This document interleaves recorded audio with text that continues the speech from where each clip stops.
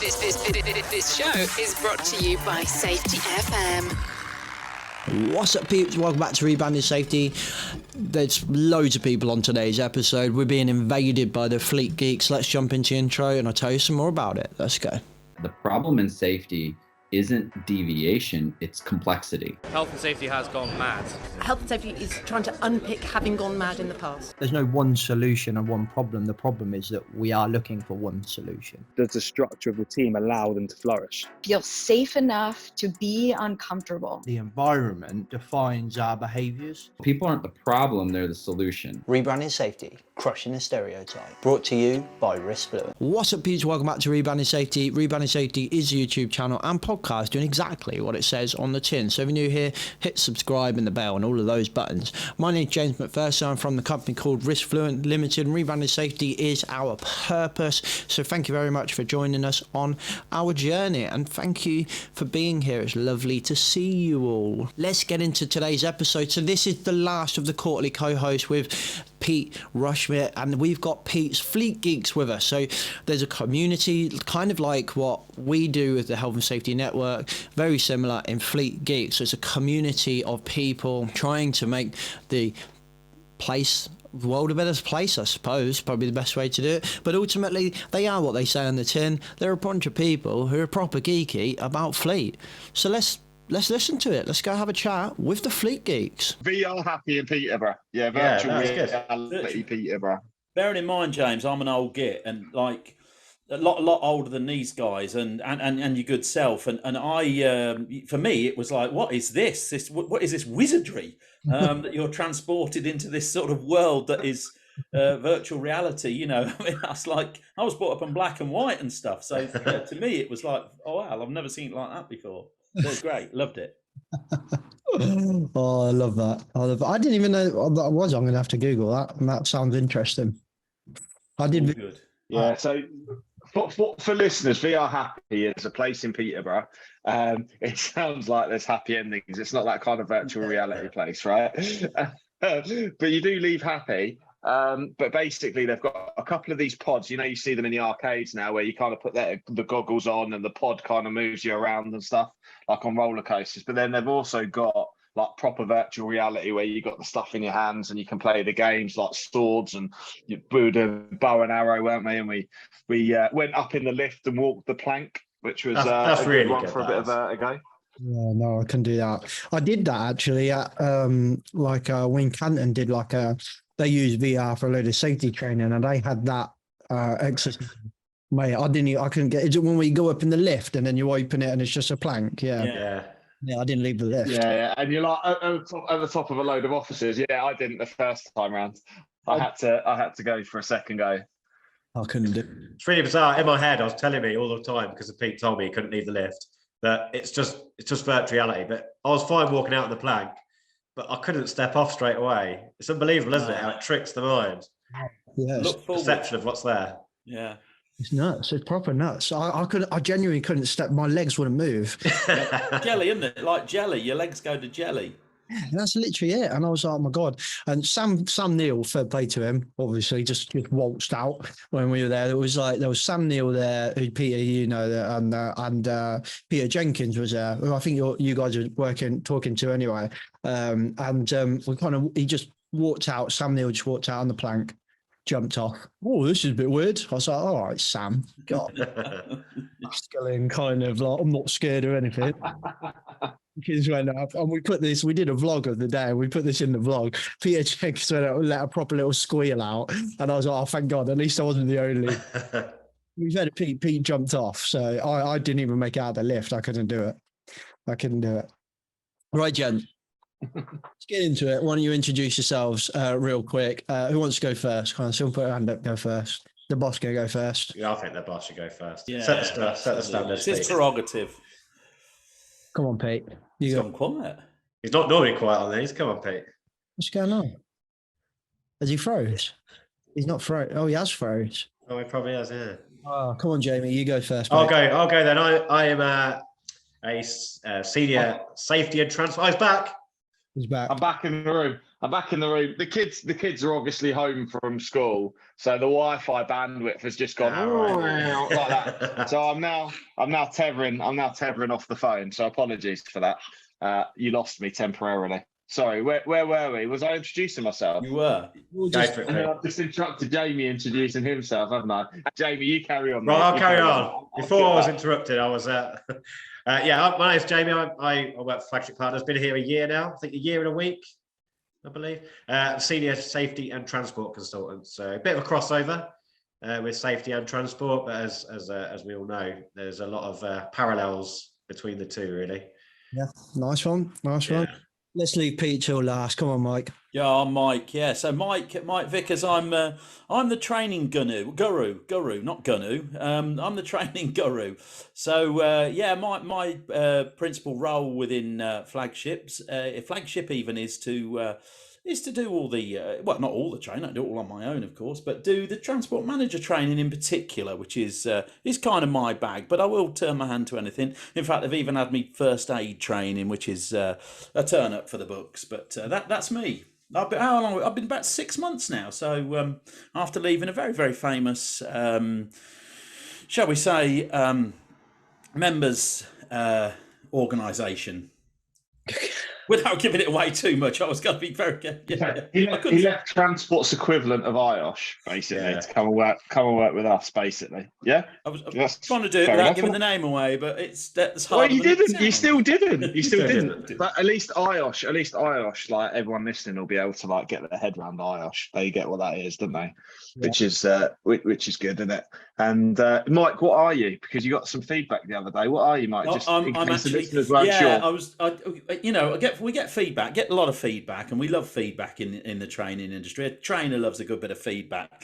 But I got some feedback the other day, which is the best feedback I've ever had, and it wasn't gushing or glowing like they normally are. Of course, it was just Mike is a legend, and I thought, wow, that for me, that's the best I've ever had. Mike is a legend, even, yes. That's impressive, mate. The best I've got is I got emailed. Or like one company connected me with another company, and it said, "Hi Tom, this is James. James is the only safety professional I know that isn't a complete loser." I'll take that. Yeah, it's going on the website. That went on the website straight away. Yeah, superb. Yeah, it's compliment I think I could have asked for. Right, come on, Pete. Introduce yourself. I don't know, mate. I think it's a bit controversial with that Tash, mate. What are you on about? I won't kick you out of this call, you know. You're in control.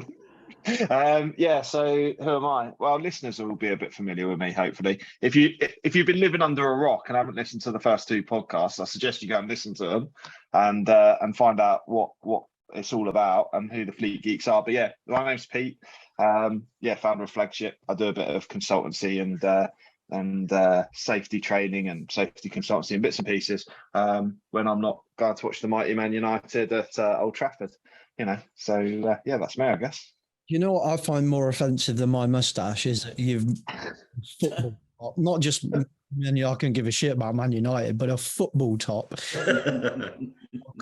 Just like, oh mate, I'm this close, Pete. You're on thin ice, mate. You're really At least I'm not on thin hair. Well, I'd be gone then, wouldn't I? Yeah. Pete, just quickly, do you want to give us a quick summary of what we covered in episode 1 and 2 and kind of the notion of what we've been talking about? Yeah, absolutely. So do you know what? I think it's really great to have Mike and Jamie join us, because the first session was a bit of an introduction to what like transport looks like, what fleet looks like, and operator licensing and that kind of thing. And then the second one, the second podcast, we looked a bit more at the role of the transport manager and what the transport manager does. So it kind of makes sense to have two far better transport managers than what I am on the call, particularly, Jamie, who's done it for years longer than I've done it and managed some really big fleets, and obviously Mike, who trains the bloody qualification. So it's great to have these guys on. But yeah, those last two, if people are interested in fleet and operator licensing and those kinds of things, and particularly in a safety context, then that's what the first two sessions were about. Nice one. Do you know, we've had a a Premiership winning, European Championship winning rugby player on this podcast, right? We've had some of the biggest thought leaders in safety on this podcast. And genuinely, in the last year, 2 years, I've had more comments and feedback from this conversation that we've had with you, Pete, than I have on many other podcasts for the last, I'll probably say, a couple of years. Oh, James, this one with the Pete about Fleet was, I didn't know this. And I'm like, well, who'd have thought Pete Rushmill was quite popular? It's been really. I don't even know what to say. I think my career's peaked, mate. Well, we won't ask what rugby player that was then, but yeah. Was shit, what was his name? Clark. Something Clark.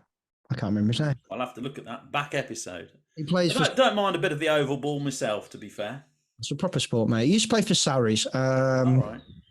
What's he play? I can't remember. Anyway, so yeah, it's. I think what that showed me was a lot more safety professionals than what I knew. A lot of my audience would already be having either getting close to Fleet or already have it kind of chucked on there. Oh, your safety, you can do Fleet safety as well. Same thing, right? Just do that. But I think based off like the interaction we've had off the back of this, I think a lot more safety professionals are getting this more than what I thought. And a lot of them have found it really interesting. And I'm really excited about this one, as I kind of alluded to. God, if we can just get Pete over and done with and get the other two lads on, that would be really interested in the dynamic as well. I quite like panel style, not but conversation is much better. So yeah, I'm looking forward to this, guys. So you guys as a collective run something called Fleet Geeks, and so an insight into what is that? Yeah, obviously it kind of does what like Ron Seelitz does, what it says on it. You're all geeky about Fleet, but what does that actually mean? What is it? What do you guys do within it? Well, I think it's just the three of us talking. Sometimes we do it remotely if we're not all together. Sometimes we do it when we are together, and we just talk about. We kind of make it up on the hoof, really. It's a secret there. If there's a sort of crossover with your listeners and our listeners, we perhaps shouldn't have said that because it's given the game away. But there is definitely a sort of what's the flavour of the month? What issues are bugging fleet professionals, transport managers at this point in time, and we just chat about it. And I think that's the beauty of it. We don't set out to give a lesson or to give any sort of instruction or training. It's just a chat, isn't it, about stuff, folks? Yeah. I mean, we were saying that transport can be quite a lonely place for a transport manager. So to hear other people talking about it, I think it's massive really, just to hear other people talking about the industry. I know as well, not many of my friends outside of work are in the industry, so no one wants to listen to me chat about work and things when I'm out and about, so I get that opportunity on Fleet Geeks. So that's what it's about really, is it just a chat? Yeah, we syncs time so quickly, don't we? We just like three of us get together and we just go, right, let's talk about driver licensing, bosh, and literally we just chat for like 15-20 minutes until we run ourselves out of gas. And that's some going if you hear these two chantering away. So I think that's how more you like, I'll be honest. But like I think so the Flagship Partners brand and the business does what it does, but I wanted the Fleet Geeks to just be something separate, which was where people had access to being able to almost like a library of content where they could go, do you know what, I don't really know much about this, or I don't know much about that, and it's like searchable content where people can go and just hear us having a bit of a gas about it.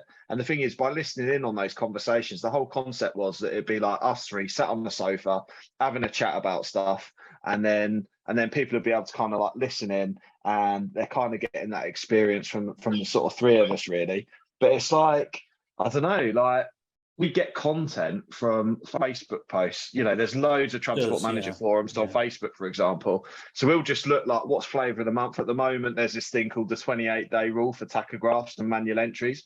A lot of people who are listening, that will just go bosh over their head. But it's a massive thing, and the whole industry is like needs a little bit of guidance about it. So we've poked fun at it. We've had a bit of a laugh at it. We've done our bit, and we've probably done a couple of bits of content on it, haven't we? So, but hopefully that will help people get their heads around it and realise. But it's not just that; it's realising, like Jamie said, it's that people aren't on their own. Like actually, there's other people who've got them same challenges. So yeah, that's it really. I want to shut up now. I like that. I had an interesting conversation the other day actually around drivers' hours and stuff like that, which shows. I mean, even in my consulting role, you know, fleet keeps coming up quite regularly lately, which is why I keep ringing Pete. But just, what is this, Pete? Does this make sense? And we were talking about maternity risk assessment as a collective, but we said, well, and he ended up saying that the father of the pending child, so to speak, also worked for the company driving HGV. And I said, well, have you thought about the dad in this conversation? What do you mean? I said, I'm telling you now, like my daughter for the first year, I would not want to be driving a HGV off like a couple of hours sleep. Like, so the difference between driver's hours, so to speak, and how many hours behind the wheel, and how many hours sleep did you actually get, and how awake and alert actually are you? Yeah, difference. You think about the letter of the law, and 3 times between their sort of what we call their weekly rests, drivers can have as little as 9 hours off duty, if you like, off duty. So between finishing a shift and starting another one.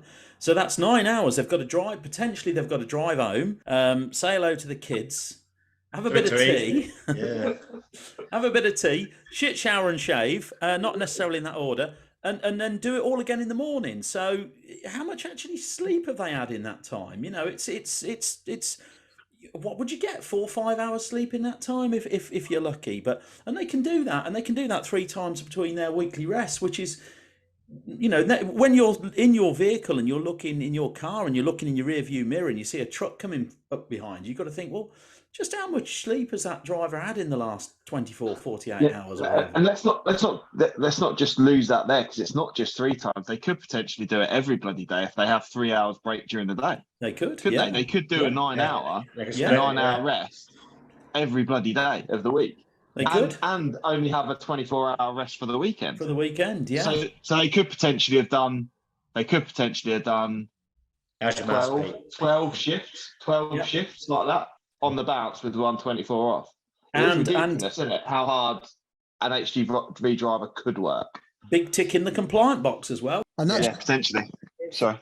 Difference between when we're in what I deal with in safety is that when we're dealing with the difference between, there's something that actually the Scottish First Minister said mid-COVID, which I really liked. She said, well, we want people to behave not to the letter of the law, but within the spirit of the law. Yeah. Really like that, and I feel like that's the difference there is that example, but we see it I see it in normal safety as well. Like there's a difference between being the letter of the law and trying to wiggle the way through things and doing it within the spirit of the law as well.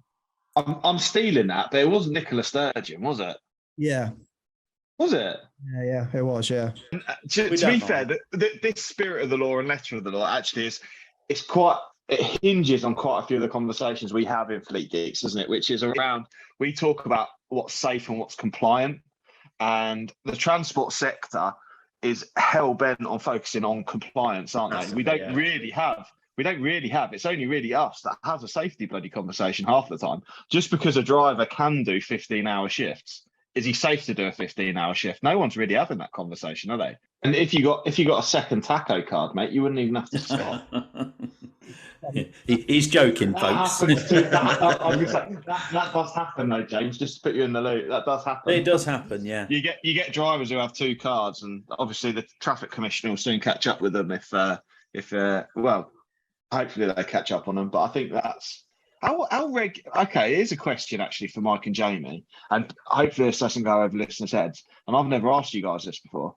How prevalent do you think off taco driving is? So, i.e., drivers not putting their taco cards in, or fraudulent taco activity where drivers have multiple cards? I don't know. The director goes to a driver, just use my card today. I think Jamie will probably agree with me on this one. He's probably closer to it than I am, but I hear at least one story per week from training sessions where somebody, a transport manager or somebody in the transport officers, had a driver that's pulled what we call pulling their card, which means they take their tachograph card out to complete some of the journey, sort of in the dark, as it were. Jamie, would you agree? Would that be? Yeah, I probably don't see it once a week. But I have seen it. I see both fraudulent and the card being pulled. So I've had drivers where they've been asked to move at night by the police or something, and they've pulled their card to move when actually there's a process. It's infringement, is it? You get the officer to sign the print out off the taco unit to say why you've moved, and it's them not understanding it more than them putting their card to get home. Although I did know an agency driver that pulled his card because he fell out with the company he was working for, just drove straight back because he didn't want to work for that company anymore. And you think, well, how many hours did he do before? And the other one I did recently, the first time ever, a customer actually spotted this. Not I didn't spot this. A customer spotted that someone had used a second card to get back as well because they couldn't work out how he'd done what he'd done. Wow. Yeah. So that's the first real time I've seen that happen. But yeah, you wouldn't know until it happens, would you? So or someone catches them. With the pulling the card, most of the systems are good at catching that, aren't they? Because as an operator, you have to account for any missing mileage that's not attributed to a driver. So an operator worth their salt really would know that a card's been pulled. So that then, if that is happening, you could actually, is an operator turning a blind eye to that would be another issue, wouldn't it? So one of the things, one of the things that I just want to put out there with restricted operators, though, is often you have drivers who are more experienced transport professionals than potentially the company directors. Yeah. So the drivers know all the loopholes and all the little tricks, and actually, potentially, this type of fraudulent activity could be going on without directors, line managers, health and safety managers. They've actually got no idea because they don't understand how it works, and the drivers have been getting away with it potentially. And you could have companies. I've not really thought about it before on the podcast with James, but genuinely, there could be companies out there who haven't got a control of their transport operation, and they're winning awards for their safety. They're literally everything, and they could be so far wrong the other side of compliant when it comes to their transport operation with no idea what their drivers are doing.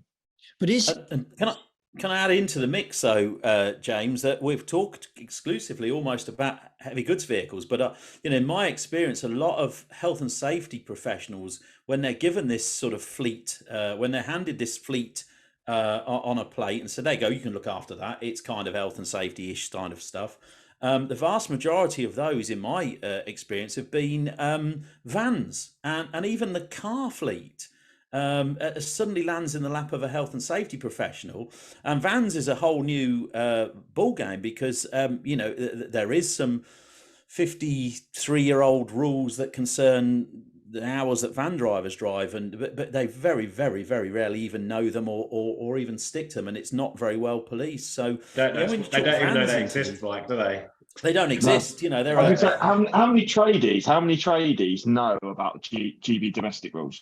No, very few. I'd probably say less than 10%. And I'm not putting you on the spot here, James, but did you know if a driver drives for more than 4 hours for work, they're covered by what's called GB domestic rules? No. Yeah.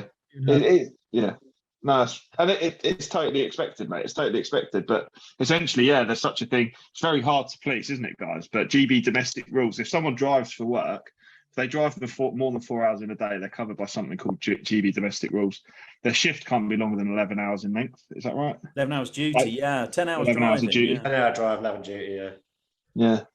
And the other thing about vans, if you buy a brand new van today, it'll be 3 years before it gets an MOT, which we MOT trucks annually, and we inspect them regularly. Modern trucks, they go in, modern vans go in for a service when the service light comes on, and they have an MOT after 3 years. Well, it could have done 90,000 miles by that time, and more potentially. That's what would worry me if I was a safety professional who'd been handed fleet. I'd be looking at my non-HGV fleet as well as my HGV fleet, and that would turn my hair grey, I think. That's where we win. Well, you're very lucky. Well, not you. Yeah, in your case, no, but yeah. Myself and James, yeah. It just turned it more grey, Mike. That's all, mate. Yes. When there's something you're all talking that what I should have realised is you get the Fleet Geeks on and get them talking about fleet. I might not get a word in edgeways, which is Interesting.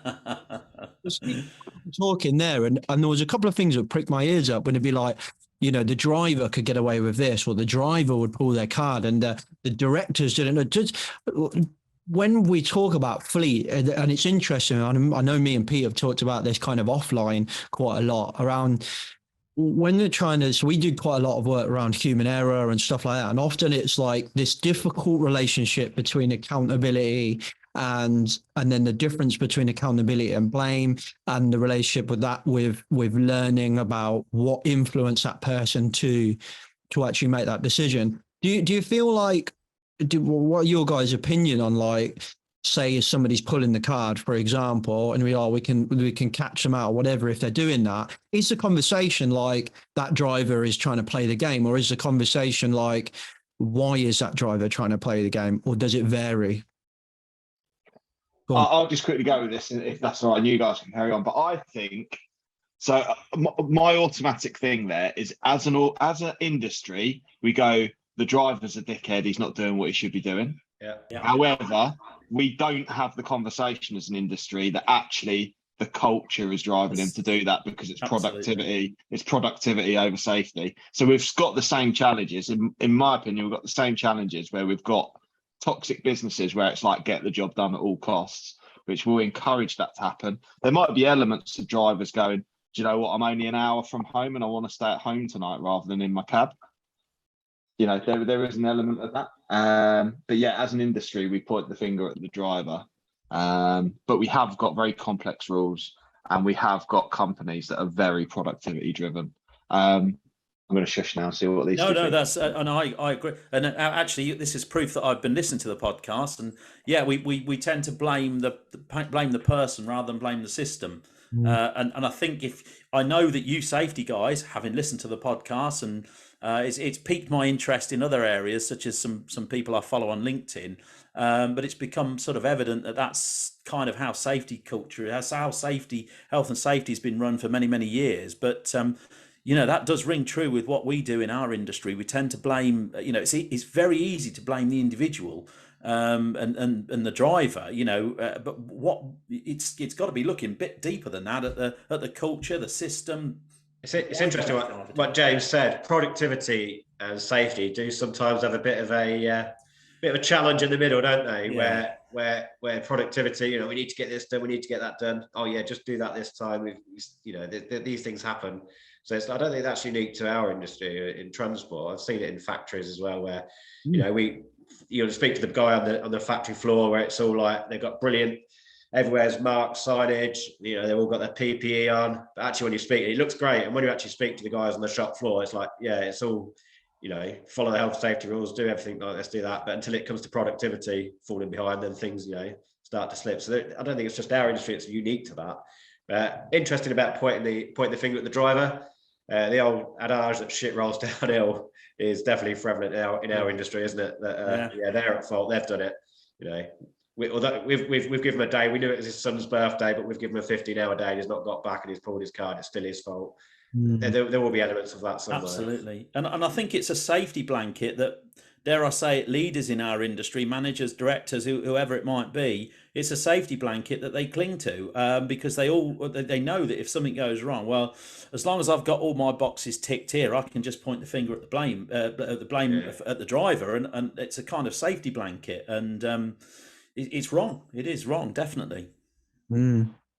Yeah, it's an interesting, I think it's one that still the general safety profession is still trying to get its head around. I think we tend to go too far in that we end up going, I think now we've got like this big no blame movement, which is like, I understand what you're saying, and blame doesn't help us learn and so on and so that, but like, we can't say no blame when there is legal accountability and people will get blamed. Yeah.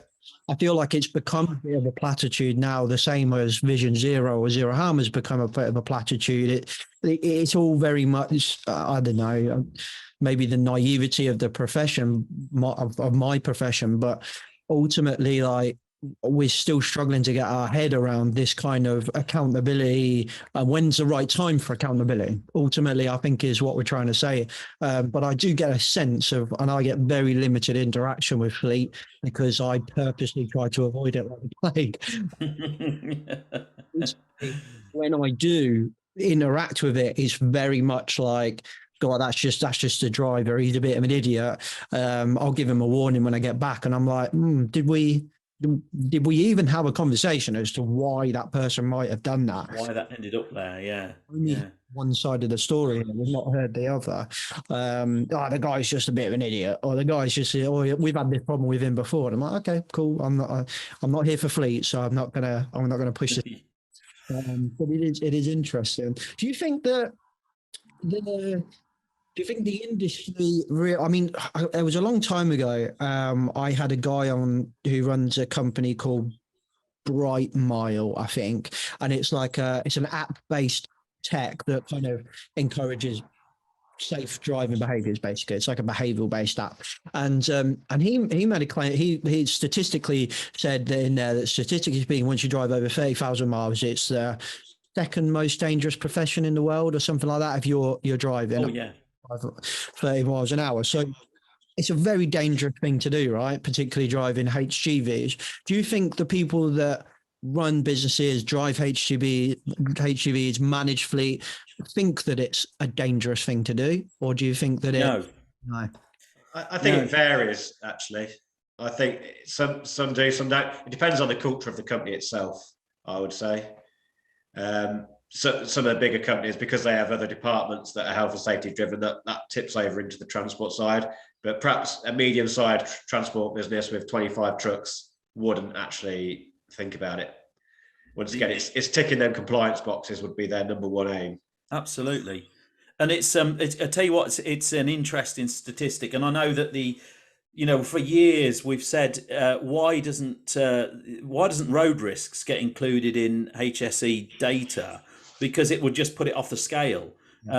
So on average, we've been killing one truck driver a week on our roads for goodness knows how long. I mean, it was probably a few years ago, it was more than that, but certainly in the recent times, it's on average about one a week HGV or professional driver is killed on the UK's roads. So, if that was one roofer a week or one, factory worker a week, I think we'd be having some deeper conversations about road risks. And I think it's something people don't take into account. I know Jamie will have some experience as well with this, but, I've certainly been involved a few times where there's been a fatality in the workplace.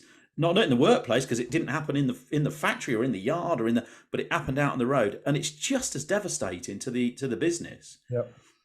And it's interesting that a injury from a road traffic accident is not RIDDOR reportable. I always find that bizarre when you're at work. Just doesn't figure, does it? On the And it is weird. I had dealt with one the other day and I had to ring Pete just to clarify. I think this is RIDDOR.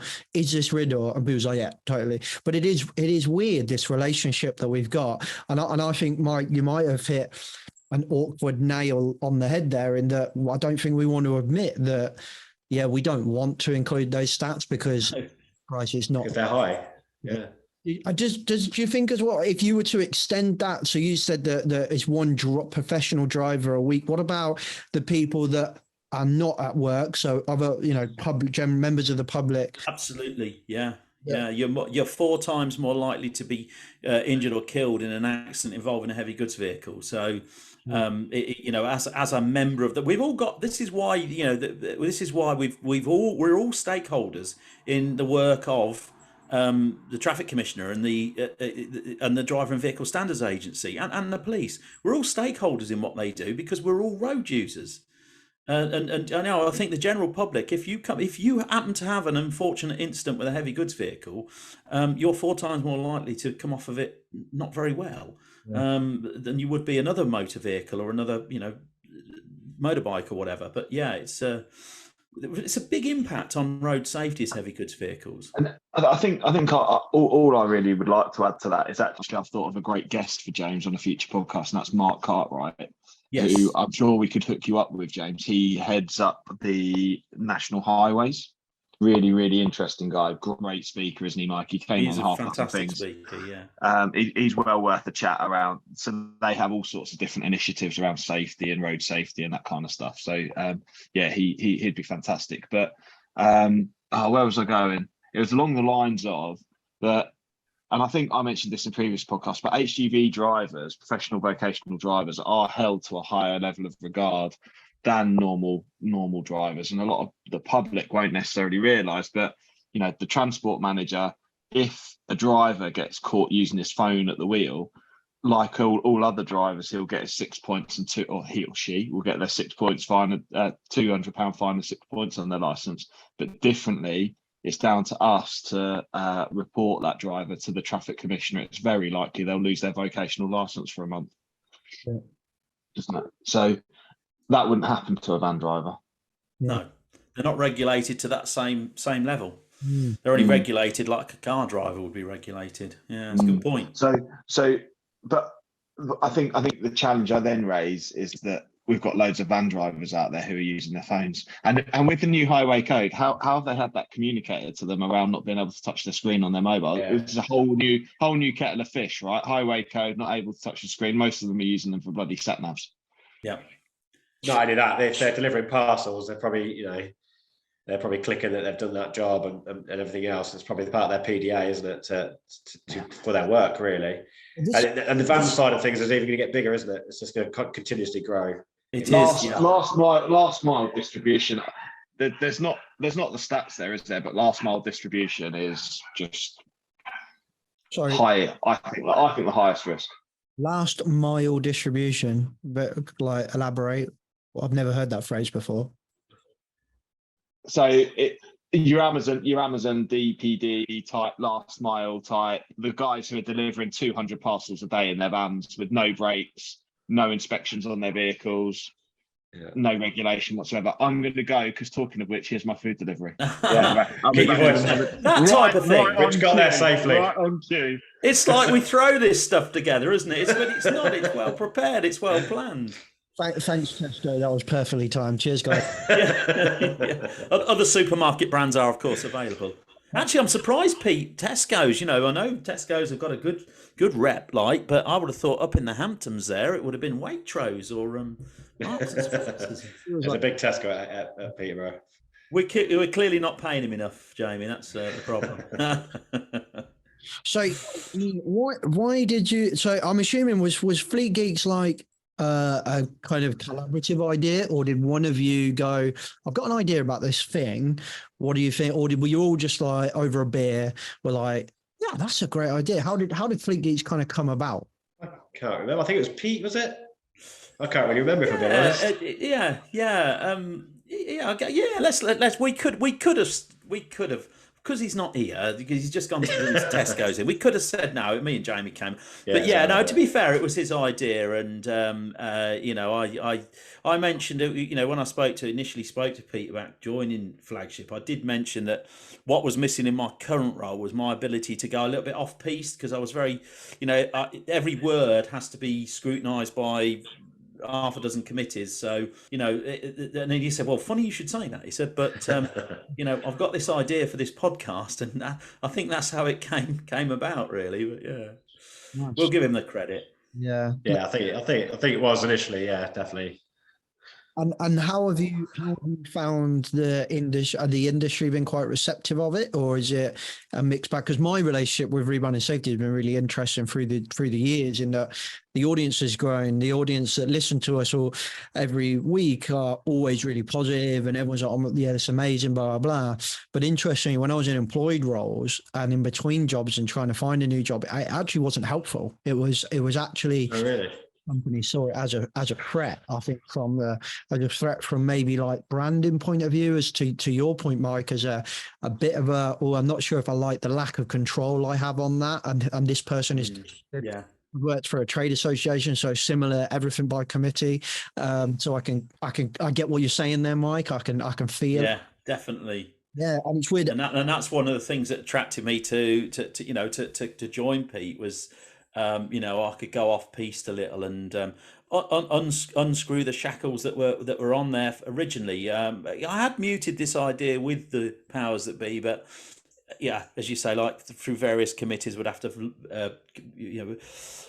approve it and all the rest of it, and I don't, it just wasn't a goer. But it's how are they taking it? Well, do you know what? I think we've got a lot of secret listeners, because the number of people I speak to say, "Oh, listen to the podcast; they're great," and I think, well, I didn't even know you listened to the podcast, and what's this, a secret listener? But I think it's growing, isn't it? It's a we did the Road Transport Expo. Cool. I can't think when it was it the end of July, Yeah. I believe, and I was surprised actually the number of people that did come up and actually talk about the podcast, and they seem to receive it quite well. So yeah, we're not had any complaints. That's a bonus. Not that I know of. Perhaps we have. It's interesting. Yeah. Do you put Fleet Geeks out on YouTube, or is it just audio? Does it just go out podcast? I believe YouTube as well, isn't it? Yeah, YouTube and then audio media as well. It's interesting. I don't know. It's across all the platforms. I think you young people say, don't you? I don't know what that means, but for me, that was a shoes that people wore in the 1970s. But yeah, I think it's across all the platforms. Even available on the wind-up radios, Mike. Even that'd be all right for me. It was interesting. One of the things about podcasts, to your point about secret listeners, is that it's a 60-minute, 20-minute, 2-hour, whatever type length podcast. If you listen to something, say early on in the episode that you're like, oh, I don't agree with that, by the end of it, it's 40 minutes later, you might have forgot, and you're just like, I'm not going to say anything, not going to feel I can't be asked. Whereas when you put it onto YouTube, you can kind of comment live, because the commenting. Yeah. So you can feedback instantly. So it's an interesting dynamic between the two. But that's nice. I like that the industry is quite receptive of it. So it's kind of freeing being on there. Then, to your point, Mike. But and we've probably touched on some of the stuff that kind of irks you guys in the industry. But is there anything we haven't discussed so far that you just go, do you know what? I wish we could sort this out. Well, I mean, it's how long have we got? That's a 3-hour mammoth podcast. So, no, it's I guess this thing that for me, the thing that really irks me, talking in the context that we're talking today, is this: people can't differentiate between compliance and safety.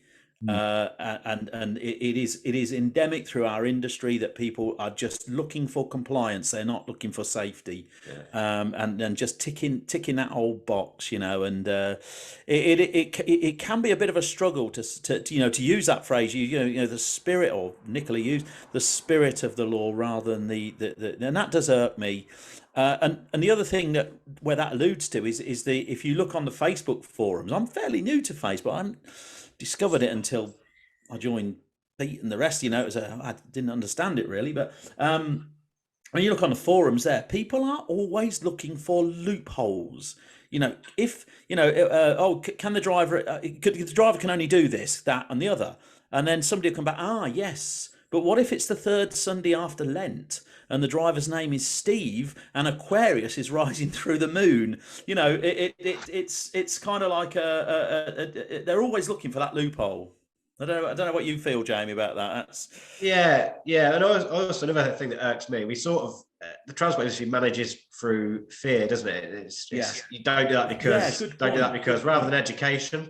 Fear. And that's the way it's sort of managed, isn't it? You do that, you'll get, potentially get a fine. You do that, or you face disciplinary action. We don't proactively manage education-wise enough, really. It's all about if you do that wrong, you're going to get fined. If you do that, you could lose your license. And I think that has to be there. Obviously, there has to be some kind of endpoint to that. If you're doing stuff wrong, but I think there needs to be, and that's what I like about Flagship. We try and educate, don't we? And yes. If you go to a business, they do try and run the business through fear, really, to manage their drivers, to make the compliance, and not so much the safety. And that's not. I think that's not great, is it? In safety, we love extremes, right? We love tribalism. We seem to be addicted to it. So when people talk about AI, coming into the workplace, particularly in safety, we automatically assume it's going to make someone redundant. It's going to make me redundant, make someone on the shop floor redundant. It's going to make a boardroom member redundant. And the list goes on. Whereas if we had a bit more of an open mindset, we can probably start to understand how AI can really enhance our roles. It can really enable us to just be better at what we do. And considering safety's been on a bit of a plateau for the last decade, more than a decade, then maybe it's something we should really be considering, something that can help us make better decisions. AI could provide more data than what we have ever had. AI can provide richer data than what we've ever had. Therefore, we can make better data-informed decisions. AI can make us better at what we do. And what we do is create better workplaces, right? So often when we think, oh, it's AI versus safety, it's not. It's another amazing tool that I genuinely think, that we genuinely think at Risk Fluent and Rebranding Safety can really help us break that plateau. And if this is a topic that interests you and you want to find out some more, then you should definitely follow PROTEX AI. You should go and find out more about their webinar series that they're running. And the first webinar is called AI versus the EHS Manager. If you want to find out some more information, you should check out their website, which is in the description below.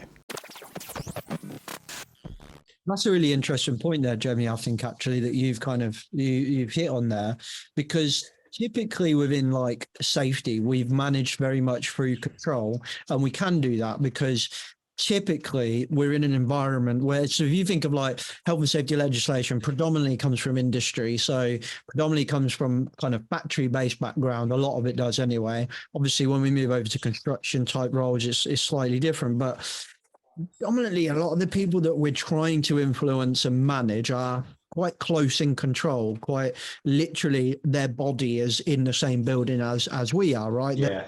Person.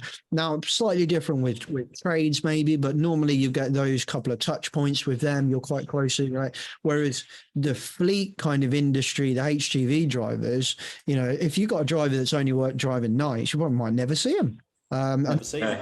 Jump in a cab. Bugger off, and they get sent their jobs through a tablet or whatever, and that's it. It's a profession with not a lot of touch points. You're trying to influence in a way that you don't get interaction with them really, and that no. The only ways we know how to control is to physically limit what you can do, which we've tried to do through the design of the cab and what you can do in there, but ultimately, it's not cheap to buy a new truck, is it? So that there's a big the company. So the next only thing we know is stick and carrot. So we might try and incentivize or disincentivize by scaring you. So it's interesting. Yeah. It's like pushing our knowledge, isn't it, and our skills. Definitely. Yeah. I quite often make an analogy in training when when we're talking about this in training. In a factory, if you've got somebody using a guillotine, you know, or some sort of press or some sort of nasty thing that will mangle your hands up, you know, you can go in there and say, look, you've taken that guard off. That guard is there to stop you from cutting your hands off. Whereas in our industry, the seatbelt could be seen as the same thing, really. You know, it has the same kind of effect. We put a seatbelt in a vehicle to stop you going through a window screen, which is incidentally in a truck is only, you know, a foot in front of your nose. But the way we approach it is say you must wear a seatbelt because a nasty man will give you £100 fine if you don't wear a seatbelt. And I think that's the way we come. That's the culture of it. Yeah. It's what we do in our industry. The punishment, as Jamie said, the punishment always comes first rather than the. Well, hang on a minute. You could get like squished like very easily, and I think that's. I'll tell you a little story, and I won't mention any names, but a company I did some work with a few years ago, big company, lots of vans. They had a problem with drivers not wearing seatbelts. So in the yard, as they went out the yard, they were checked. Are you wearing a seatbelt? As you go out the gates, are you wearing a seatbelt? And they came back in and they said, right, we've got 100% compliance. Everybody who went out the yard was wearing a seatbelt. Now, a few weeks later, they conducted the same experiment, but they hid down on a roundabout about 100 meters, 200 meters from the factory gates or the distribution centers gates. And they did the same exercise, and that compliance had dropped down to 60%. So the drivers were putting the seatbelts on to get out the yard because that's where somebody was stood with a clipboard ticking a box. But, you know, straight away down the road, take the seatbelt off. And that's what we've got to turn them on the head. Why they do that? Yeah, it's for education, isn't it, as well? It's got to be. It's the only way, really, isn't it? Like James says, it's difficult to get them touch points with drivers. You can't be there. You can't do a safety walk around a truck on it every time it does a delivery, can you? Where you can do that in a factory, can't you? You go for a quick walk, once a day even. You can't do that with a driver. They're generally out and about, and like you say, they know they've got to follow the rules, perhaps in the distribution centre. However, they're probably gone out the distribution centre for 10, 12 hours a day. So it's difficult. Interesting. I just wanted to add complacency. I think we've got a massive level of complacency because we all drive all the time, and drivers just shrug their shoulders, do it all the time. And it's the absence of accidents doesn't necessarily dictate future accident performance. Whereas we've got a load of drivers who think, well, I've never had an accident yet. Don't realise that down the road in 2 weeks' time they've got a catastrophic one coming up. Yeah, you only need one, really, don't you? That can ruin your whole day. Yeah. We actually. Sorry, Jeff. No, they compliments what I was going to say, really. So, interestingly, we had a lead come into the company a while back, and they said exactly that, we don't really need you to see you that much, James. So you can probably cut the price down because we're a really safe company. I was like, oh, okay, cool. What are you basing that on? Oh, I've been doing this 52 years. I think I've only had 2 incidents that I know of. And I said, oh yeah, it's the last bit you said there that's really important, mate, that you know of. Now, the stats outside of that tell me that construction, which is where you're working, is the biggest killer, or sometimes second to, but normally one of the biggest killers in the UK every year, consistently for over a decade. But you seem to be not touched by that. You're just perfect, not like sounds like. How are you doing that? Well, it's that. Not having any accidents. Well, to Pete's point, the absence of accidents, not presence of safety. So, but yeah, it didn't get it, and we left it there, and we're not working with that customer, unfortunately. But it is interesting how we utilize that. But there is not an absence of accidents in road, though, is there? I mean, it happens all the time. We see it. So it's even. We can't turn around and say the absence of accidents is like, yes, the roads are safe, but maybe the roads are safe in comparison to the amount we drive, because we all drive so much, don't we? But yeah, like it's not safe. I don't feel safe when I'm on the motorway at all. You're muted, Pete. It's on. You got sorry. I think one of the issues is around. I think it's this level of conscious competence, and therefore, I think if you surveyed 100 HGV drivers, I would say 99.9% of them would go, but I'm a better driver. It's actually all those others that are the problem. Yeah. And it's all those others that are the problem. It's the unwillingness to accept, that they need to make sure that they're safe as well.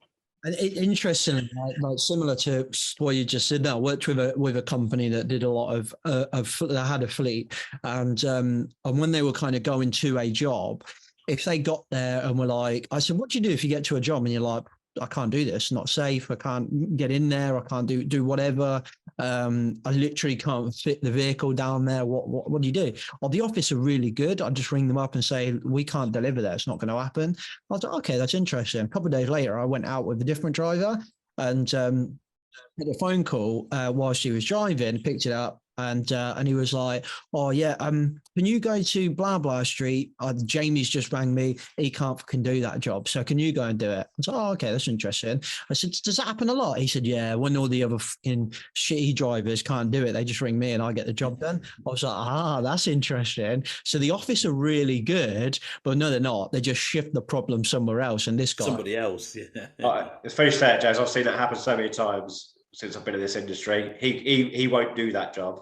Yeah. He'll send it to someone else. It's not that he won't do it. It's because he doesn't feel safe doing that job. But someone else's different perception on safety is they'll send them instead rather than investigate the root cause. Yeah. You're right. Customers can be the worst at that. They'll say to the driver, when the driver makes a thing about, look, I don't know if I can get down there, pal. The customer will say, well, the guy who came last week did it. But what they don't understand is the guy who came last week came in a 7.5 tonner, and this guy's turned up in a 44 ton Arctic. It's a little bit different, But and of course, that being predominantly male. We are thankfully seeing more and more female drivers on the road, but the male in us will say, if Fred did it last week, I'm going to bloody do it. And that leads to problems. Yeah. I think there's another issue with that as well. Generally, a driver will get there and he doesn't want to be held up because he's still got lots of work to do that day. So it'll be like, I'll just do it this once. I need to get this off, so I won't get home tonight, or I won't get back, or I'm going to run out of time. So there's them pressures as well, isn't there? There's absolutely so many different pressures to make them bend them rules, or just try it that once.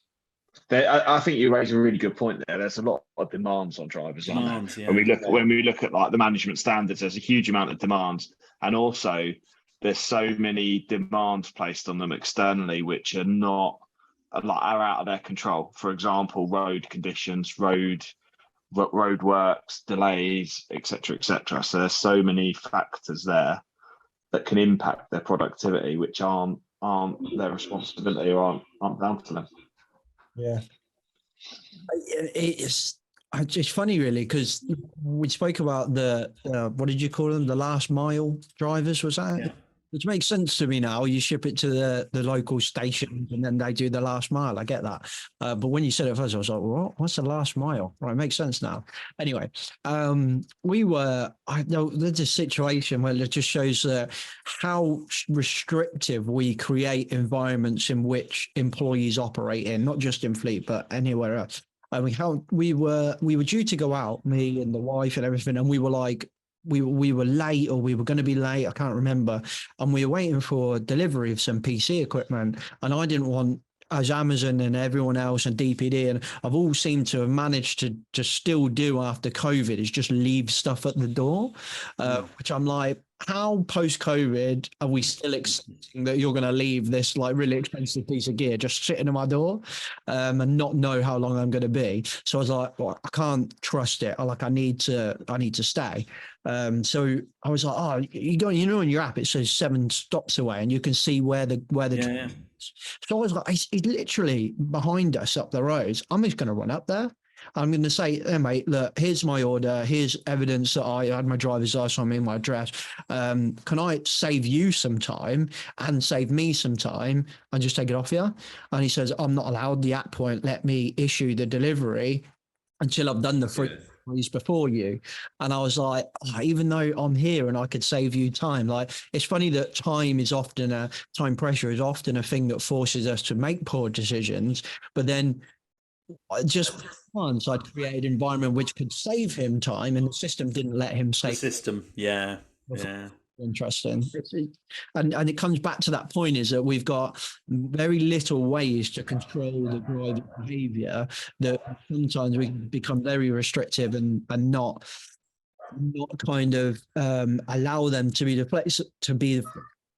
flexible that we could benefit from.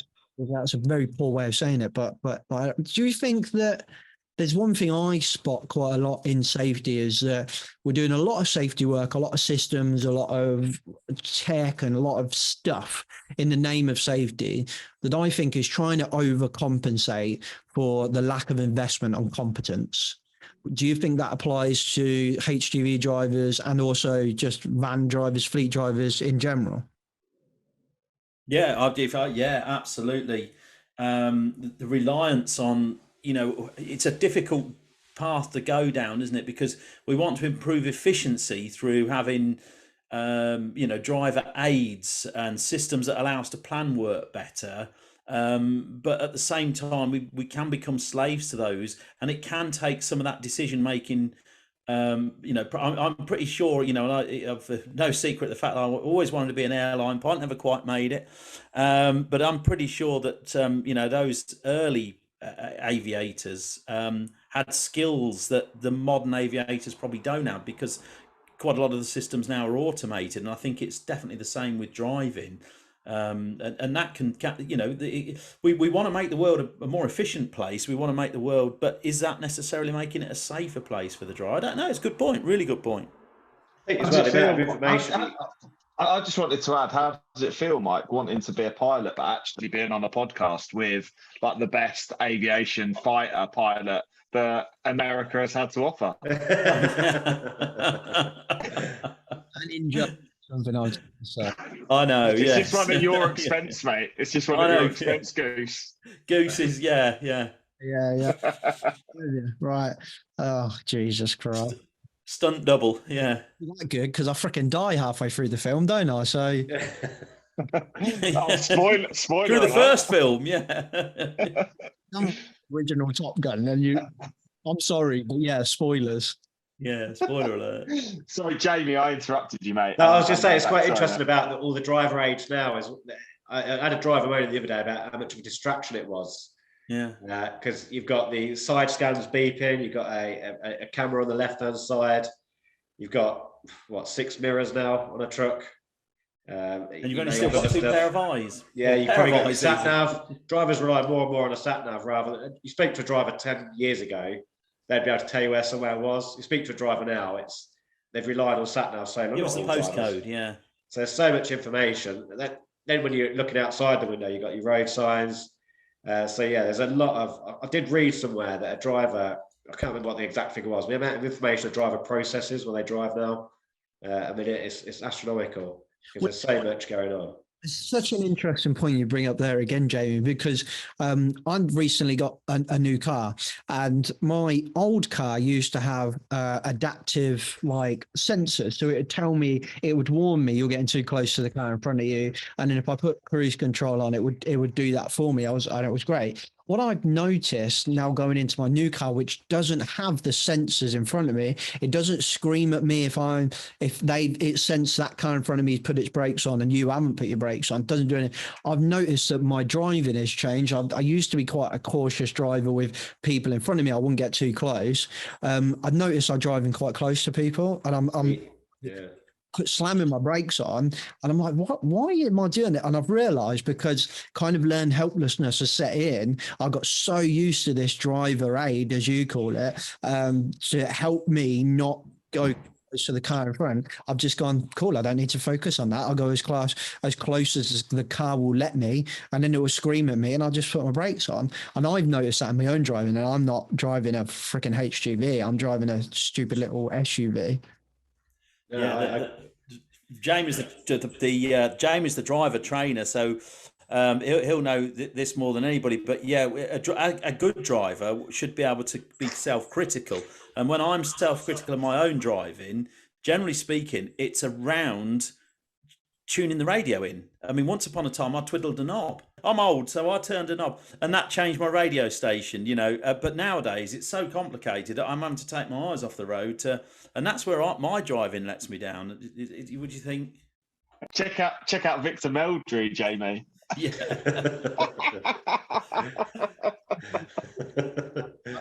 Did you have to pull your aerial up before you set off? Good his point. choke out as well, and his manual choke. Because you won't know. I had a manual choke on my first car. Your hand, if you'd forgotten to pull your aerial up, you had to put your hand out the window, lean across, and pull your aerial up first. Yeah, absolutely.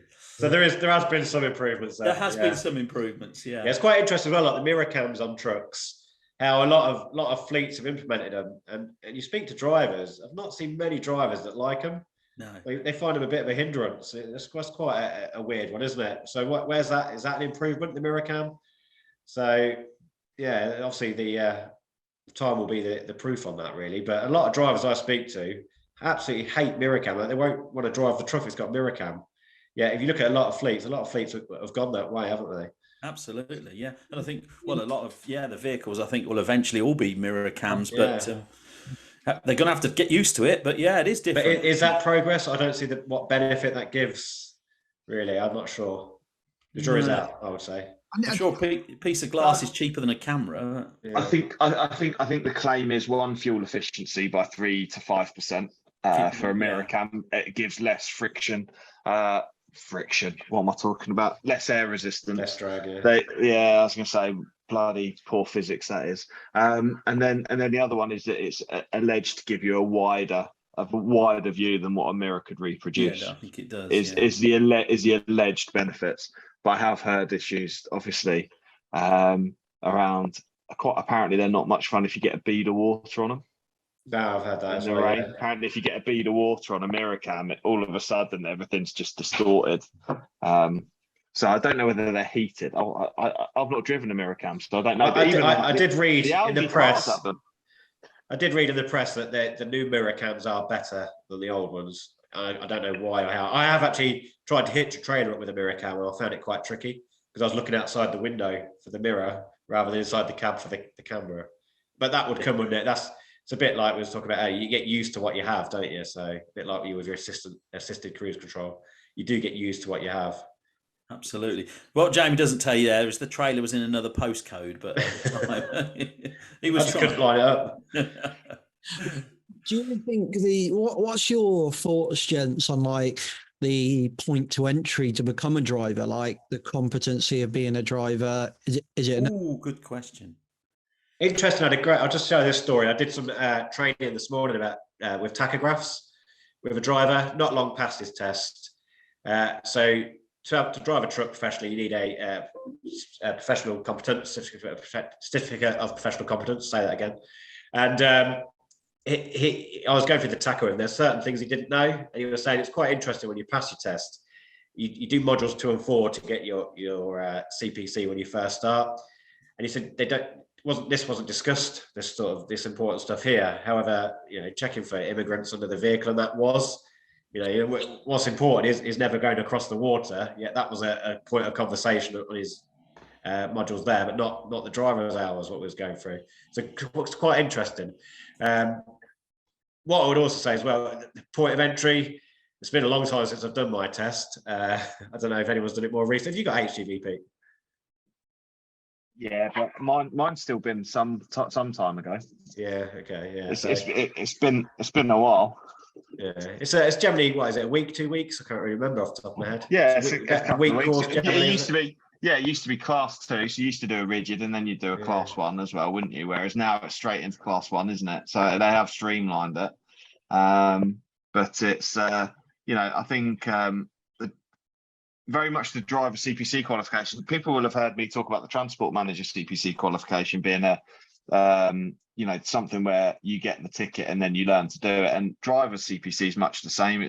And driving's much the same. It's almost similar to you being able to go and get your NEBOSH diploma without ever having properly identified and managed risk in a work environment. You can go and get the ticket. It doesn't mean you're competent to do it.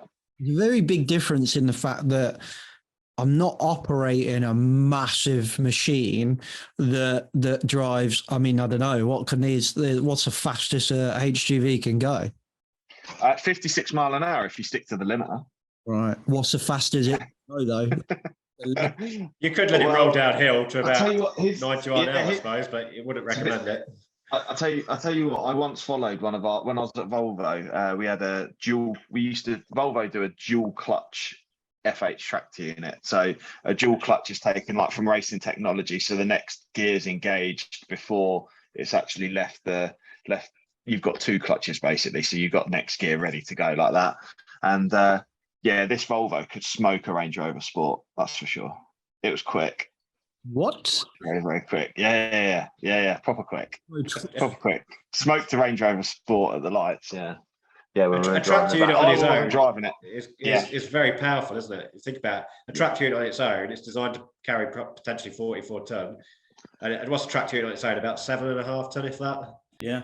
Yeah. So that one would have been about 8 ton. Yeah, and 500 brake horsepower. Well, they're up to 720 now, aren't they? Horsepower.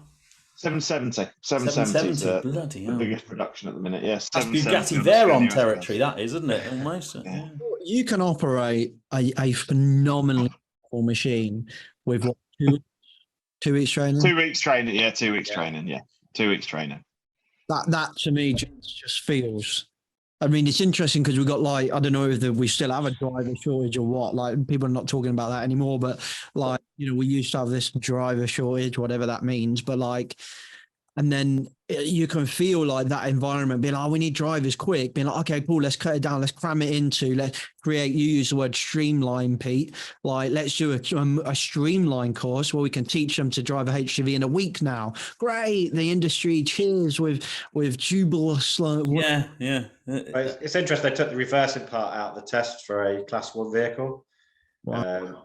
it's still tested on it, but the training centre now tests the driver on the reversing part. Right. So I don't know what standard that's done, so I can't really comment. But it's just that was took out. For those safety professionals that might be listening, I'm sure that's where your vast majority of your listeners come from.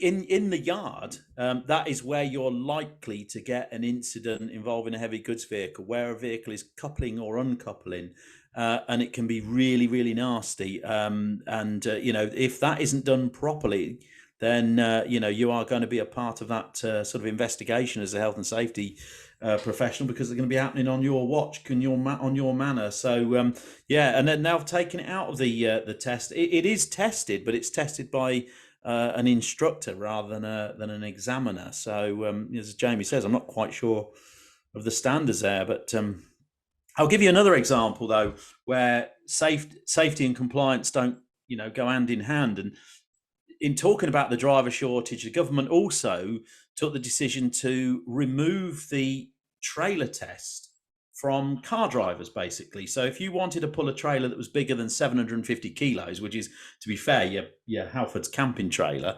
that type of thing, you previously had to take a test. The government have now said, or since December, the government said you don't need to do that anymore. We're going to automatically allow you to pull a bigger trailer. So you could have a van, a Ford Transit van, or other makes are available, of course, pulling a trailer now, a big trailer, up to 3.5 ton trailer. And essentially the guy or girl could do that on a car license, where, that would be compliant. But as a business, if you've got a transit van, maybe with a mini digger or something like that on the back, maybe you're into pipe work or groundwork or something like that, then yes, your driver could do that on an ordinary car license now without taking a further test. But would you let them? I certainly wouldn't. You're the safety guys, but certainly for me that comes under Pura. And you've got your basic duty of care, haven't you, for that? But so without training, possibly. But then we come to the conversation of the difference between competence and training, right? So I can send someone on a 1-day course or a 2-day course or a 3-day course or a 5-day course or however long on how to drive a car with a trailer on the back end of it, or a van with a trailer on the back end, or even a HGV. But the difference between that and competence, and that when I've had conversations with people, okay, cool. So you're a bit mad. You're trying to get loads of drivers in. So they've been on their course. I've done 2 weeks, and then what? Do they shadow? Do you have them to? Well, it depends. If they've been driving for a bit, we might just let them straight on the truck. Right. Okay. Or and then if they haven't been driving for very long, we'll have them with Bob for a little bit, and then Bob will say, "Yeah, you're good. Jump in the truck." I just think, wow, and that's not just limited to truck. I mean, we do that absolutely everywhere. You drive, forklifts are phenomenally powerful pieces of kit with 2 big knives on the front of them. And we just go on a 2-day course and just go, cool, off you go and lift as much as you want. And I've been through that. I was a forklift truck driver in my safety role, in my first role, and it was just an internal course with the team leader. It was just like, yeah, you'll be all right. Here's your keys. Off. You'll be all right. Yeah. And it's just, we do this so much. We do it absolutely everywhere. The difference between having what people call a ticket and actually being competent. I think it's that mentality of I've done what I needed to do, tick the box, isn't it? Rather than actually looking at it, like we talked about at the start of this, the spirit of the law. And that's a proper analogy of that, isn't it? Have we done everything really we should be doing? Yeah, definitely. Interesting. Pete, you keep dipping in and out, mate. But if you're there, I did when you were out with getting your Waitrose delivery. I asked the gents if there's anything we haven't covered that irks them. I mean, we've chatted quite a lot over the last couple of months, weeks, and we might have touched on something a couple of things that kind of irks you. But is there anything we haven't covered that you just think, God, I wish we could sort this out?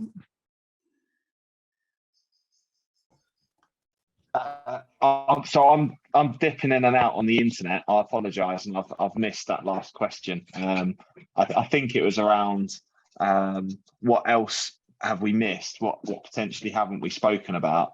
And no, I think we've given a fairly comprehensive overview of fleet management. I think if people want specific advice and support, they need to give us a shout. But I think we've been fairly comprehensive, mate. To be fair, I'm sorry if my internet has been a bit up and down. Not so much of the okay. Just came at the right time there. Yeah. At that point. So I just want to kind of maybe tie it up with one other question. If we've spoke quite a lot about the challenges of the industry and kind of what irks you and so on, why do you stay? What do you love about the profession? Why are you still here? Why the hell do you work with Pete? Because they wouldn't have me as a pilot. Oh yeah, why do you stay in the industry? What do you love about it? I think it's a very rewarding industry. There's a lot of good people in it as well. A lot of hard-working people. I've been around different industries, and transport's a very, very hard-working industry. And it is good when when the team pulls together and things get done. The loads are all delivered. I always say with transport, you start with a plan A, and if you get to plan B, C, or D, you've done really well, because so many things go wrong through the day, and that's the real team mentality to get these things done generally. So yeah, transport's an interesting role. It's very, it's forever changing. It's quite a dynamic industry as well. Where it's not just driving. There might be, as part of that driving job, they might have to be cleaning out sewers, or they might be delivering food in fridges. They might be using cranes, lifting skips. It's really dynamic industry with different sectors to the industry as well. I guess for me, I had kind of fallen out of love with it a little bit as an operational transport manager. And I peaked. Pete's going to go. You're going to see a rolling of eyes here. I kind of peaked because I kind of led when I was down in Portsmouth. I kind of led the team there to the Fleet News Fleet of the Year award. See, I knew I could get to mention that one, and I kind of thought, well, there's only one way down from here. That's like sort of winning the league. There's only one way down, and I was quite sort of done with operational transport management, and then I discovered training, and training gave me a new kind of impetus and a new lease of life. And since I discovered training, it's the industry has become actually more appealing to me rather than less appealing. So it was that sort of kind of rescued me from probably going off and doing something slightly different. But and I thought I'd love to get that in there as well. Oh, it's that picture on the wall just up there. Look, with me getting them. I'm surprised it hasn't got more pride of place, Mike. I'm surprised it's really not like literally. There's probably one in every room, Pete. There's one in every room, definitely. Yeah. There's Pete Rushmere, who for the last 2 episodes has been sitting in front of his award shelf that he's E&I awards and that. So why do I do it? Well, I get to work with Mike, who's a legend, apparently. And I get to work with Jamie as well, even if that's not for as long as I want it to be. But yeah, no, it's transport. Like, do you know what transport is like? So dynamic in it, and it's so varied. Our customers are so varied. When I left school, I wanted to be a professional footballer, and that was never going to happen. And if I was never going to be a professional footballer, all I knew was that I didn't want to work in an office. I despised the thought of working in an office. Is that why you're never in this one? Yes. I'm not though, am I? Not really. Because I'm always out doing stuff. I can't not be. I'm someone who's always on the move, and I think that's quite well suited to the industry, isn't it? Massively, yeah. Quite well suited to the industry. So I love it. I love a fresh challenge. The phone rings, a client rings, and literally anything could have happened. It is one of those, isn't it? My phone, I love it. My phone rings, and it could be anything from I don't know. You name it, it could have happened. So yeah, it's always good fun. I love it. I think, Jamie, you touched on something which I didn't even think about, which would have been a good conversation, actually, and I'm happy to touch on it for a few minutes. But the drivers are not, for a lot of companies and a lot of jobs, they're not just drivers, are they? Yeah, well, ironically, the customer I was out this morning, they don't see themselves as drivers. They have a truck to do their job.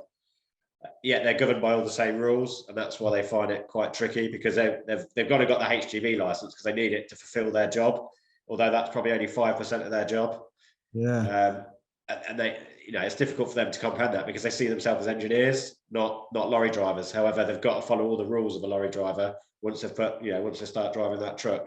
So yeah, it is really interesting, that dynamic there of, your mindset's got to change a little bit when you're driving that truck. You need to be a lorry driver when you're driving that truck, because that's what you're governed by at this point. I've got to have a big shout out to the drivers, to be fair, because they are, they never cease to amaze me. They are a diverse bunch.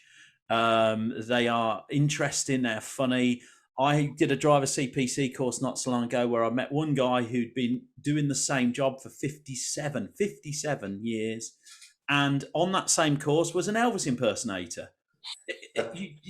They are just such a, you did start scratching under the surface, and they are such a diverse and talented and funny bunch of people that it does, you do get some dickheads. Let's not pretend that you don't, but there are some really, really good guys and girls out there, and they are the backbone of this country. And that's not, you could have trains on strike, to be fair, no disrespect to train drivers. You could have bus drivers on strike, but I tell you what, lorry drivers, if they went on a strike, your world would come to a crumbling mess within days. We've seen that, and I don't think they get the recognition that they deserve sometimes. It's a tough job, isn't it? It's a tough job. Long hours. Not many people want to get up at 3-4 in the morning. Yeah, and go and do a 15-hour day, do they? It's a tough job. And I think it's a lot of concentration. I think many people don't see it really as a skilled job, but of that, and again, my interaction with Fleet has been limited, but of the drivers that I've been in the cab with and just sat and watched them maneuver this huge vehicle into some phenomenally tight gaps where I'm like, you ain't ever getting in there. You tell me that's not skilled, yeah. Not a chance in there. And not so long ago, I saw a guy put a video on LinkedIn of a guy reversing an Arctic in the middle of London. Everyone was beeping at him, like, can't hurry up, get out of the way, into what I thought is never going to fit this trailer down there. No way you're going to fit that. There's solid walls, and this guy's just reversing it down on a tight road. And I've watched this video, like, fascinating. It was kind of like, I don't know. It's kind of like one of those, there's like, I don't know, ASMR videos where they get so satisfying because it just perfectly fit or something. It was like that. It's like, that is some skill right there, to be able to not just maneuver that vehicle into that really tight, very precise position, but to do it in the middle of London with loads of pedestrians waiting for you to do what you need to do, with the cars beeping at you, and I just think about that. To get on to my drive, we live on quite a busy road, so I'm like, if you hit me, it's your fault. I'll stop and I'll start reversing, and loads of people overtake, and I thought, I'm in the right here. I'm manoeuvring. You've got to wait for me. I think you might tell me I'm wrong. I'm the one manoeuvring, so I stop and I reverse into my drive, and the amount of people that will just go.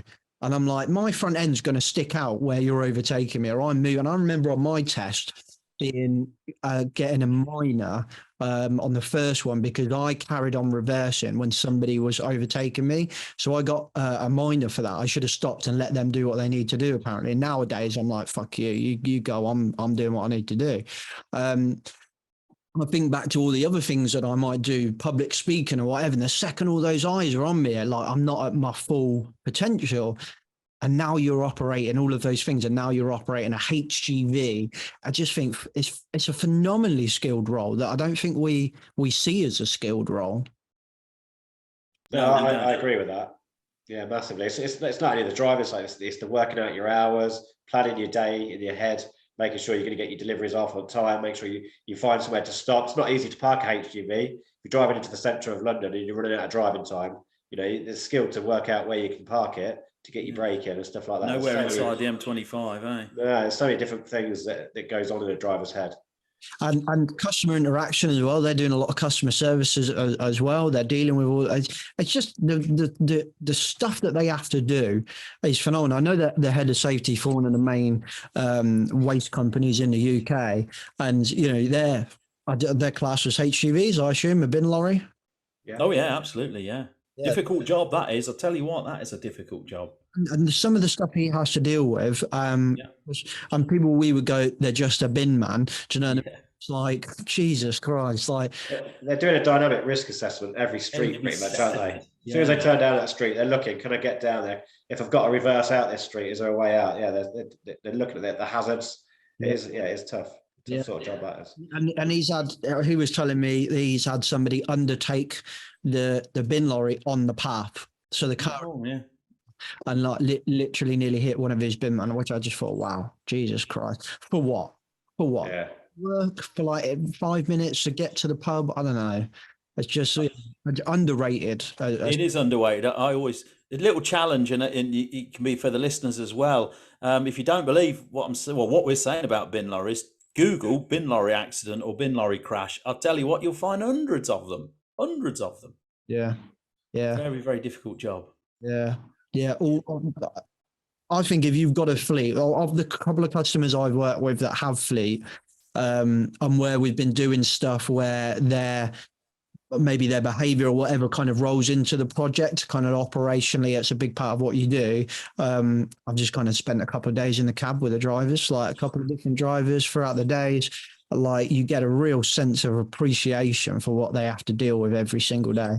It's phenomenal. So my advice would be get in the cab. But like, just whilst we've got you guys here, and a lot of listeners are just taking on fleet, what if you're being just given fleet, or you've not had it for too long, like, what's the kind of things that you would be like, here, think about this first, or go here and read this, watch this, do whatever? Obviously, go and check out Fleet Geeks, but you get we'll plug that in a minute.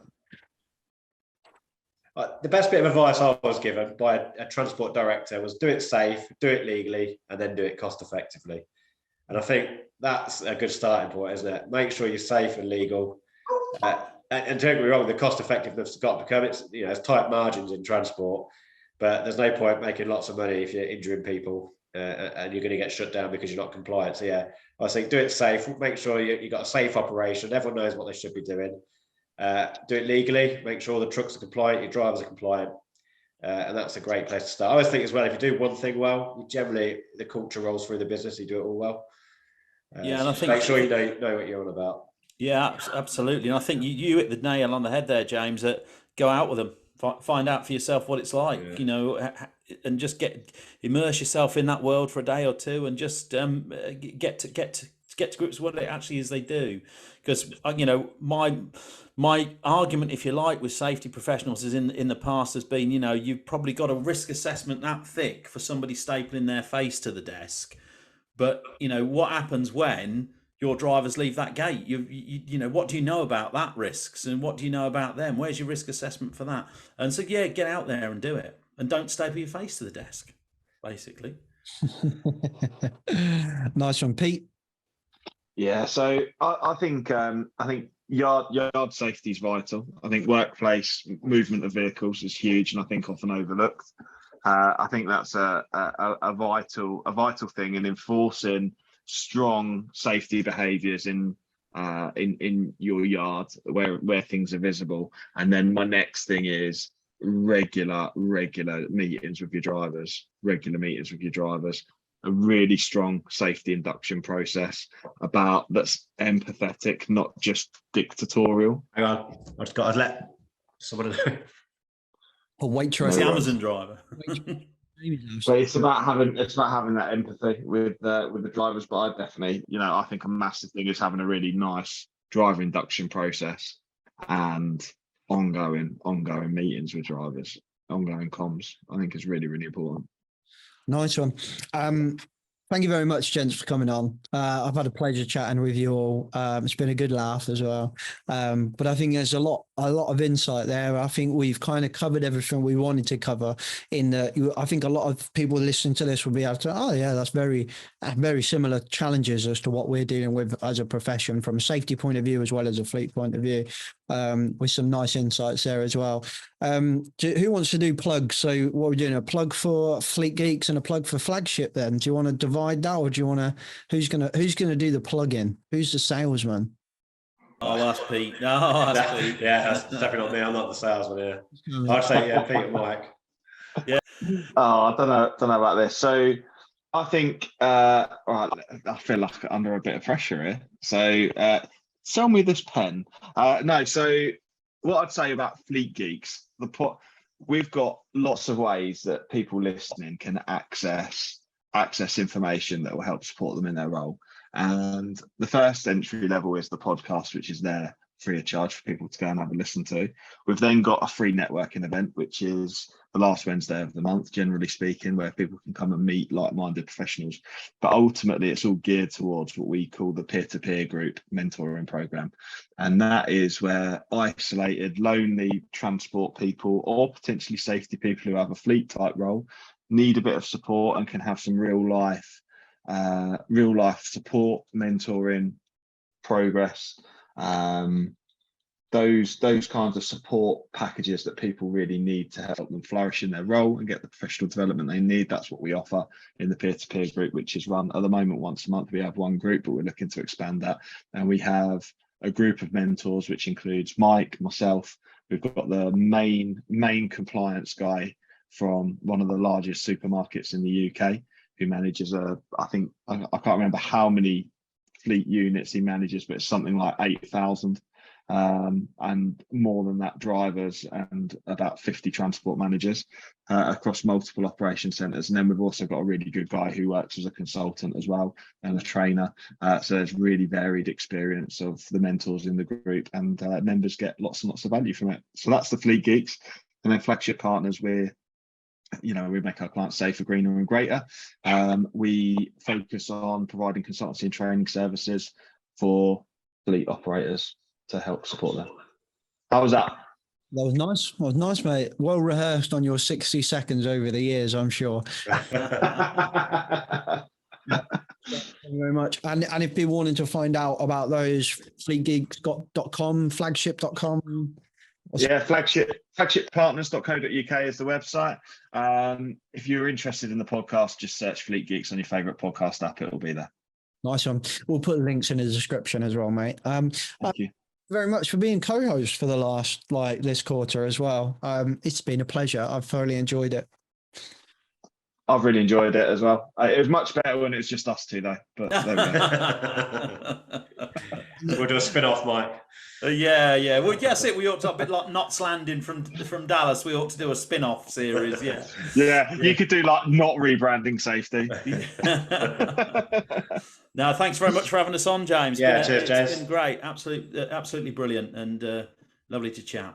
Yeah, no worries, gents. And it was nice to do it, Pete. All the episodes we've recorded so far, we've done on a Thursday, which is the day that I get up at the crack of dawn and go to a networking meeting, and then me and you jump on the call, normally the last thing of the day. So I'm like yawning my head off halfway through, which has no reflection on the conversation. You hid that one well, mate. See, I do listen to them. I've had feedback and James, you need to stop yawning with the mic on. And I was like, no, I'm not yawning because Pete's boring. I'm yawning because I'm up early in the morning on the Thursday. So it was nice to do it on a Wednesday where I'm not so tired. But thank you, gents. Thank you for coming on. It's been a pleasure. Yeah, it's been fantastic. Thanks for having us, mate. And cheers for coming on, Mike and Jamie. Appreciate that. Cheers. Okay, peeps, hope you enjoyed that episode. Thank you very much, Pete Rushmere, for being our quarterly co-host for this quarter. It's been a pleasure having you. And thank you very much for the rest of the Fleet Geeks for coming on the podcast as well. We'll link Fleet Geeks down in the description below if you want to find out some more about that. I hope you've got some value out of this quarterly co-host with Pete. Loads of safety professionals seem to be taking on fleet, and it's a big and complex area, so hopefully you got some value out of that. We will link Flagship Partners in the description below as well. Otherwise, I'll catch you next week. Safe. The views and opinions expressed in this podcast are those of the host and its guest and do not necessarily reflect the position of the companies. Examples of analysis discussed within this podcast are examples only based on limited and dated open source information and should not be utilised in real life as the only solution available. Assumptions made within this analysis are not reflective of the position of the companies. No part of this podcast may be reproduced, stored or transmitted in any form or by any means, mechanical, electronic or otherwise, without prior written permission from James MacPherson.